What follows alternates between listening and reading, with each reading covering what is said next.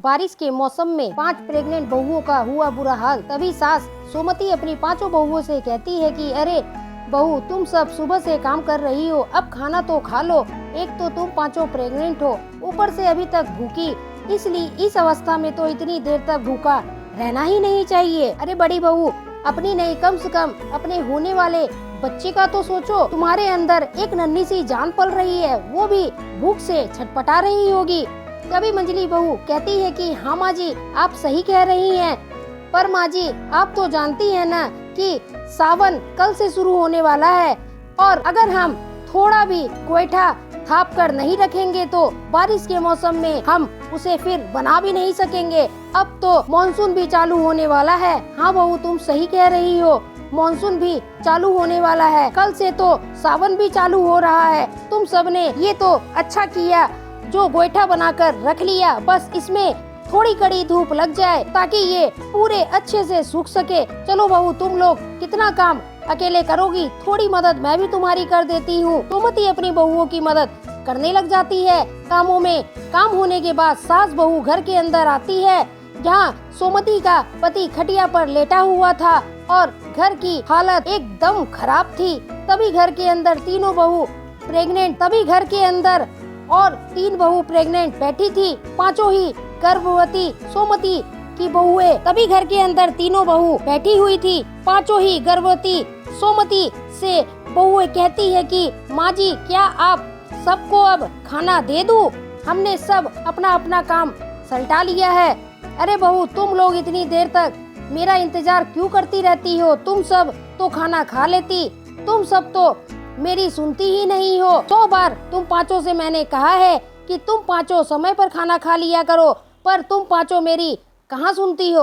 और अपनी सास के मुंह से 5 बहुओं की चिंता देखकर 5 बहुएं बहुत खुश हो जाती है और तभी सब एक साथ बैठकर खाना खाने लगती है। पर लास्ट में सास के लिए तो खाना बचता ही नहीं है, क्योंकि उनकी गरीबी के कारण उनकी अवस्था बिल्कुल भी ठीक नहीं रहती है। तभी सास बहुओं से कहती है कि अब तुम लोग सब पेट भर के खाना खाओ, तो खाना बचा ही नहीं। अगर मैं नहीं खाऊं तो कोई दिक्कत नहीं है, पर माँ जी आपके लिए तो कुछ भी नहीं बचा है, और ऐसा नहीं हो सकता कि हम खाएं और आप ना खाएं। नहीं बहू, मुझे भूख नहीं है। पर 5 बहू अपनी सास से कहने लगती है कि अगर आप नहीं खाएंगी तो हम 5 भी नहीं खाएंगे। पर तभी सास अपनी बहुओं की ये बातें सुनकर अपनी बहुओं के साथ खाना खाने लग जाती है और सोचती है कि अभी तो थोड़ा सा अनाज घर में बचा हुआ है, अगर ये भी खत्म हो जाएगा तो मैं अपनी 5 बहुओं को क्या खिलाऊंगी। हे भगवान, अब आप ही मेरी समस्या का हल निकालें।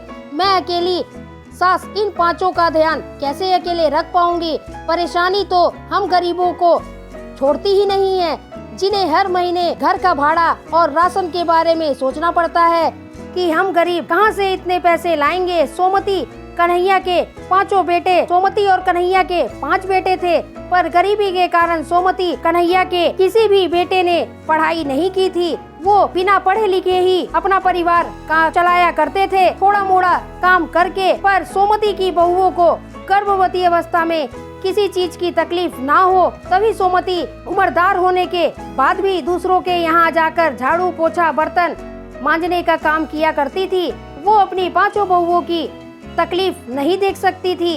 तभी अगले दिन जब तभी सास बहू ससुर खाना खा रहे थे, तभी अचानक तेज तूफान आ जाता है और तेज बारिश होने लगती है, जिससे कि उन गरीबों के छत से पानी टपकने लग जाता है। खाने में ही पानी आकर टपक रहा था तो किसी के पीठ पर। तभी सोमती कहती है कि आ गया हमारी मुसीबतों का दिन।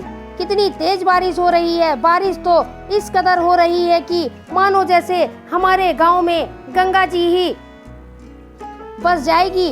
अरे माँ जी, आप इतनी फिक्र क्यों कर रही हैं? हम 5 हैं ना, आप चिंता मत करिए, हम सब संभाल लेंगी। 5 बहुओं ने अपनी सास को तो कह दिया था कि हम हैं ना, पर वो 5 जानती थी कि ये मुसीबत कम नहीं होने वाली है। 5 की 5 बहुएं खाना तो छोड़ देती हैं और अपने घर से पानी निकालने लगती हैं।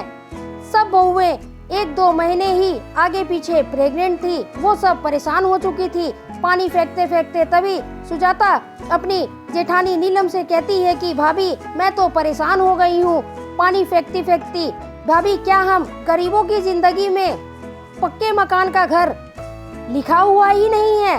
क्या भगवान ने हमें ही इतनी गरीबी क्यों दे रखी है? तभी नीलम सुजाता से कहती है कि जब हमारा ये हाल है तो सोचो सुजाता कि दुनिया में हमसे भी कितने ऐसे लोग गरीब होंगे जो इस मुसीबत से परेशानी को झेलते होंगे। बरसात के मौसम में कम से कम हम घर में तो हैं, उन गरीबों की स्थिति तो हमसे भी ज्यादा खराब होती होगी। कम से कम भगवान ने हमारे साथ तो ऐसा नहीं किया ना। तभी दूर खड़े होकर मकान मालिक सब देख रहा होता है कि उन गरीबों को उनकी उसके मकान में कितनी दिक्कत हो रही है। और उसी बारिश में उन गरीबों के घर आकर कहता है कि सोमती बहन मेरे घर का भाड़ा दो। तभी ससुर कहते हैं कि हमारे घर के मकान मालिक आए हैं भाड़ा मांगने। तभी मकान मालिक कन्हैया से बहुत ही बदतमीजी से बात करता है और कहता है कि मेरे घर का भाड़ा दो, मैं तुम गरीबों के मुंह नहीं लगना चाहता हूँ। तभी कन्हैया अपने मालिक से हाथ जोड़कर कहता है कि मालिक अभी तो आपको पैसे नहीं दे पाऊंगा, हमारे पास अभी पैसे नहीं है। एक तो इतनी तेज बारिश हो रही है, ऊपर से मेरे बेटों का कोई भी अता पता नहीं है। जब मेरे बेटे मुझे पैसे देंगे तो मैं खुद ही आपके घर आकर आपको पैसे दे दूंगा। तभी मकान मालिक कन्हैया को धमकी देता है और कहता है कि अगर मेरे पैसे 2 दिन में नहीं दिए तो तुम गरीबों के सर से मैं इस छत को भी छीन लूंगा, समझे गरीब बूढ़े। तभी मकान मालिक के जाने के बाद सोमती अपने पांचों बेटे के आने के बाद सोमती अपने बेटे से कहती है कि पूरे ऊपर से नीचे तक भीगे हुए हैं और अपनी पत्नियों से कहने लगे कि ये लो, इसमें कुछ घर के लिए राशन का सामान है, अब तुम लोग जल्दी से खाना बना दो, हम पांचों भाइयों को बहुत तेज भूख लग रही है। तभी सोमती को गुस्सा आ जाता है और वो अपने पांचों बेटे से कहने लग जाती है कि ये खाना पीना छोड़ो और मुझे ये बताओ कि तुम पांचों ने आज कितने पैसे कमाए हैं। तभी छोटा बेटा मंगल कहता है कि माँ बारिश की वजह से आज दिन भर काम नहीं मिला था, बस थोड़ा काम शाम के समय मिला था जिससे कि हमने अपने घर के लिए कुछ राशन ले लिया। तभी नीलम अपने देवर से कहने लगती है कि किस लिए आपने राशन लाया? आप लोग जानते हैं कि मकान मालिक ने पिताजी को कितनी बातें सुनाई है भाड़े के लिए, आप सब क्यों नहीं कोई अच्छा काम खोज लेते हैं? आप पांचों मिलकर अगर अच्छा काम करेंगे तो हमारे यहाँ किसी भी चीज की दिक्कत नहीं होगी। तभी देवर अपनी भाभी से कहता है कि भाभी आप प्रेम भैया को इतना क्यों बोल रही हैं? क्या हम कोई मस्ती करने जाते हैं कामों पर? सोमती अपने बेटे से कहने लग जाती है कि खबरदार, अगर ऊंची आवाज में तुम सब ने मेरी बहुओं से बात किया तो मुझसे बुरा कुछ नहीं होगा।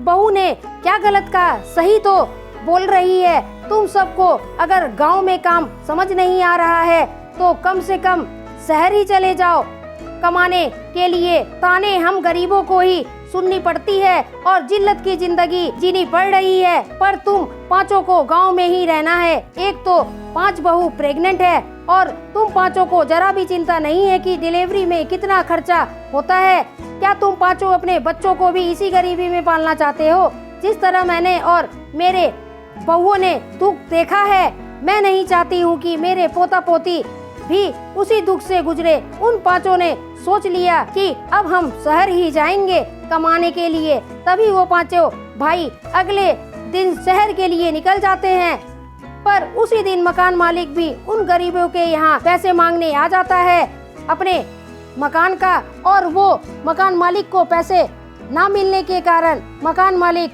अपने कुछ आदमियों को बुलाकर उन गर्भवती बहुओं और सास ससुर को इतनी तेज बारिश में घर से निकाल देता है, जिसके कारण उन सब के ऊपर से उन गरीबों का घर भी छीन जाता है। वो सब बहुएं मकान मालिक से विनती करती है, पर वो किसी की भी नहीं सुनता और बेचारे उन गरीबों को भरी बरसात में घर से बेघर होना पड़ जाता है।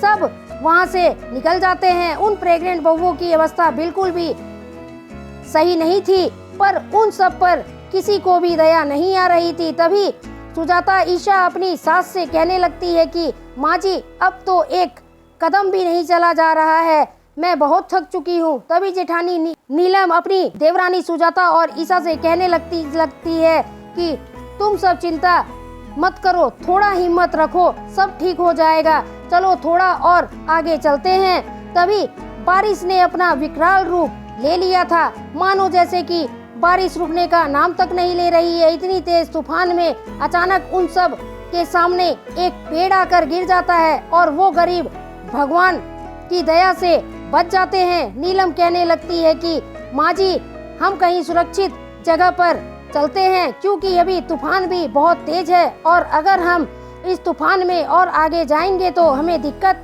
का सामना करना पड़ सकता है। चलिए हम कोई जगह ढूंढते हैं। तभी वो सब एक दुकान के नीचे जाकर खड़े हो जाते हैं, पर इतनी तेज हवा, आंधी, तूफान भी उन्हें परेशान कर रही थी। तभी उन गरीबों की जिंदगी तो देखो, जिस दुकान के नीचे उन्होंने रात काटी थी, सुबह होते ही उस दुकानदार ने उन्हें वहां से भगा दिया और उन सबको भिखारी में जोड़ने लग जाता है। पर भाई साहब, थोड़ा तो रहम करो, हम पांचों पेट से हैं, इस अवस्था में हम कहाँ जाएंगे? एक तो हमारे परिवार के सर पर से छत भी छीन चुकी है, एक तो हमारे परिवार के ऊपर से छत छीन गई, ऊपर से आप हमें भिखारी कह रहे हैं। हम सब अभी इतनी तेज बारिश में कहाँ जाएंगे? बारिश रुकने के बाद हम सब खुद यहाँ से चले जाएंगे। पर वो दुकानदार वाला उन सब की एक नहीं सुनता और पांचों बहुओं और सास ससुर को वहाँ से निकाल देता है। तभी वो सब अपने सास ससुर के साथ रेलवे स्टेशन पर आ जाती है, जहाँ कितने ही गरीब रहते थे, वो सब बारिश से बचने के लिए वहीं रहने लग जाते हैं। तभी वहाँ एक आदमी आता है और उन पांचों बहुओं और सास ससुर को देखकर उसे दया आ जाती है और वो आदमी से कहने लग जाती है कि साहब, हमें कुछ काम दे दीजिए। तभी वो आदमी कहता है कि तुम पांचों कैसे काम करोगी, तुम सब तो प्रेग्नेंट हो।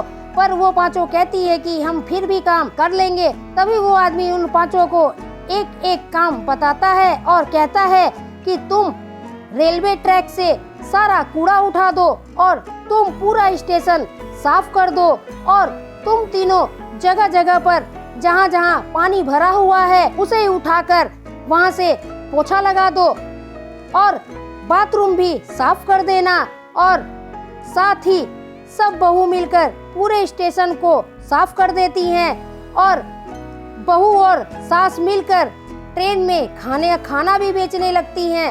इतनी मुसीबत होने के बाद भी उन पांचों ने हार नहीं मानी और हर रोज वो सब और कड़ी मेहनत करने लग जाती है और सभी के सामानों को बारिश में ही भीग कर उठाकर पहुंचाने लगती है और खाना बेचती रही।